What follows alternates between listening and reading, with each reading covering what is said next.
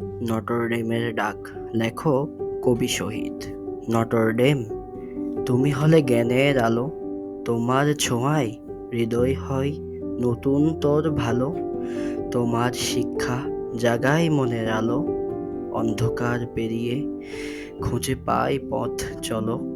তোমার গৌরব ছড়াই দূর বহুদূর, তোমার দুয়ারে দাঁড়ায় লক্ষ স্বপ্নপুর। কিন্তু ভাগ্যের খেলায় সবাই পায় না স্থান, তবু মন চাই ছুতে তোমার জ্ঞানের টান।